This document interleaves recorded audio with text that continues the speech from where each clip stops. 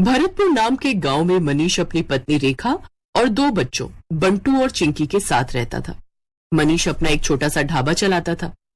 मनीष बड़ा ही लजीज खाना बनाकर बेचता था, जिससे उसका ढाबा ठीक ठाक चलता था। वाह यार मनीष, क्या लाजवाब खाना है। तुझे पता है, इतना स्वादिष्ट पालक पनीर मेरी माँ भी बनाया करती थी यार। सच में मनीष भाई, मजा आ रहा है। उसके ढाबे पर उसके गांव के और आसपास के गांव के लोग खाना खाने आते रहते थे। लेकिन अब जुलाई का महीना शुरू हो चुका था। उसका ढाबा कच्चा बना हुआ था, जिस कारण बरसात के समय में वहां पानी टपकना शुरू हो जाता था और इसलिए बरसात में उसका धंधा मंदा पड़ जाता था। उसके ढाबे पर कम ग्राहक आने लगते हैं। बाहर बारिश जोरों पर थी। हे भगवान, पिछले 2 हफ्ते से बहुत ही कम ग्राहक आए हैं ढाबे पर। अगर ऐसे ही चलता रहा तो कैसे काम चलेगा। कहीं ऐसा ना हो कि फिर मुझे अपना ढाबा बंद करना पड़े। आप चिंता मत कीजिए जी, ऊपर वाला सब ठीक कर देगा। बारिश में लोगों को आने में थोड़ी दिक्कत तो होती ही है, ऊपर से ढाबे में पानी भी टपकता है, शायद इसलिए। अच्छा चलिए, आज मैं भी आपके साथ चलती हूँ ढाबे पर। वो दोनों ढाबे पर चले जाते हैं। उस रोज भी खाना बनाते हैं, लेकिन उस रोज भी बारिश के चलते कोई नहीं आता। लगता है आज भी ये सारा गरीबों में बांटना पड़ेगा। कोई ग्राहक नहीं आया। उस रोज भी वो सारा खाना गरीबों में बांट आते हैं। ऐसे ही दिन बीतते हैं। एक रोज आधी रात के समय गांव में तेज तूफान आता है और जोरों से बिजली कड़कती है और वो बिजली उसके ढाबे पर आकर गिरती है, जिससे उसका ढाबा जल जाता है। ये क्या हो गया रेखा? अब मैं क्या करूंगा? मेरी तो रोजी रोटी ही छिन गई। मेरी भी कुछ समझ में नहीं आ रहा जी, लेकिन आप ज्यादा टेंशन मत लीजिए, नहीं तो आपका बीपी बढ़ जाएगा।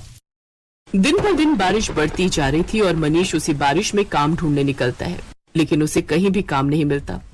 उल्टा सारा दिन बारिश में भीगने के कारण उसे सर्दी लग जाती है।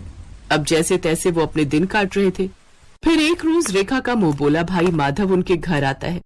अरे जीजा जी, इतनी बारिश में रोज रोज काम ढूंढने निकलते हो, बेकार में परेशान होते हो। इससे तो अच्छा ये होगा कि आप मेरे साथ चलो और मेरी दुकान पर काम करो। वैसे भी मेरा आदमी अपने गांव गया हुआ है और मैं आपको महीने के आखिर में तनख्वाह दे दिया करूंगा। क्यों दे दी? ठीक कहा ना मैंने? हाँ, माधव बिल्कुल ठीक कह रहे जी। वैसे भी अपने पास और कोई काम तो है नहीं अब, तब तक यही काम कर लो आप। अच्छा ठीक है माधव, तुम कहते हो तो मैं यही कर लेता हूँ। वैसे भी घर खर्च तो चलाना ही है ना। अब मनीष माधव की दुकान पर काम करने लगता है। वो बिना 1 मिनट भी आराम किए सारा दिन मेहनत करता। अनाज की बोरियों को ट्रकों से उतारता और दुकान के अंदर का सारा काम संभालता। लेकिन जैसे ही महीना पूरा होने को आता है, तभी तनख्वाह देने के नाम पर वो टाल मटोली करने लगता है। तनख्वाह? कैसी तनख्वाह जीजा जी? ये तुम कैसी बातें कर रहे हो माधव? तुम्ही ने तो उस रोज रेखा के सामने कहा था कि महीने के आखिर में तुम मुझे तनख्वाह दोगे। नहीं नहीं, ऐसा कुछ नहीं है। आपको काम की जरूरत थी, मैं जानता हूँ, लेकिन मैं आपको यहाँ पर काम करने नहीं, मदद करने के लिए बुलाता था। और मदद करने के लिए भी कोई पैसे लेता है क्या?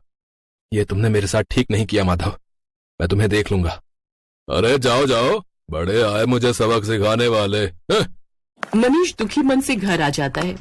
आ गए आप? आज तो महीने का आखिर है, आज तो आपको तनख्वाह भी मिल गई होगी। तो पापा, फिर तो आप कल ही मेरे स्कूल की फीस भर दीजिए। आपको पता है मेरी टीचर मुझे रोज रोज फीस के लिए टोकती है। ये सुनते ही मनीष की आंखों में आंसू आ जाते हैं। मेरा नसीब न जाने कैसा है रेखा, जो मेरे साथ कुछ भी अच्छा नहीं हो रहा। आप रो क्यों रहे हैं? ठीक से बताइए ना क्या बात है। फिर मनीष उसे सारी बात बताता है। हे राम, वो इतना बड़ा मक्कार निकलेगा मैंने कभी नहीं सोचा था। छी, उसे तो भाई कहते हुए भी शर्म आ रही है मुझे। फिर कुछ दिनों तक जैसे तैसे वो दूसरी जगह नौकरी की तलाश में जाता है।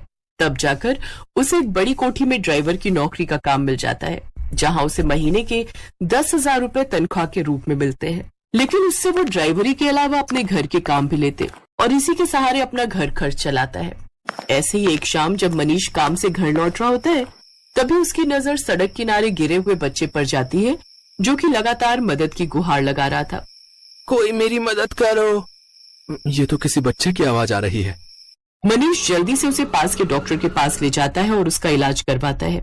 एक जमींदार का बेटा होने के बावजूद भी किसी ने मेरी जान नहीं बचाई, क्योंकि शायद कोई भी रोड एक्सीडेंट के लफड़े में नहीं पड़ना चाहता। लेकिन आपने बिना कुछ सोचे समझे मेरी जान बचाई। आपका बहुत बहुत धन्यवाद मनीष काका। अरे इसमें धन्यवाद कैसा? तेरी जगह अगर मेरा बेटा होता तो क्या मैं उसकी जान नहीं बचाता? उधर जैसे ये बात जमींदार को पता चली, वो दौड़ा दौड़ा आया और उसने वीरेन को गले से लगा लिया। तेरा बहुत बहुत शुक्रिया मनीष। अगर आज तू ना होता तो पता नहीं मेरे बेटे का क्या होता। ये ले मनीष, इसे मेरी तरफ से इनाम समझ कर रख ले। ये आप क्या कह रहे हैं जमींदार साहब? मुझे इन पैसों की कोई जरूरत नहीं है। रख लो मनीष, तुमने मेरे जान से प्यारे बेटे को बचाया है, तो उसके आगे तो ये सब कुछ भी नहीं है। मनीष जब घर आकर देखता है तो वो पूरे 5 लाख रुपए होते हैं। ये देख वो बहुत खुश होता है। अब वो जल्द ही सड़क किनारे अपनी जमीन पर खुद का पक्का ढाबा खोल लेता है। सड़क किनारे होने से अब उसकी और भी ज्यादा कमाई होने लगती है। अब बरसात में ना तो उसके ढाबे की छत टपकती और ना ही ग्राहकों की कमी होती, क्योंकि गाड़ियों में घूमने निकले लोग उसके ढाबे पर ही अपनी गाड़ी रोकते और लजीज लजीज खाना खाकर बारिश के मजे लेते।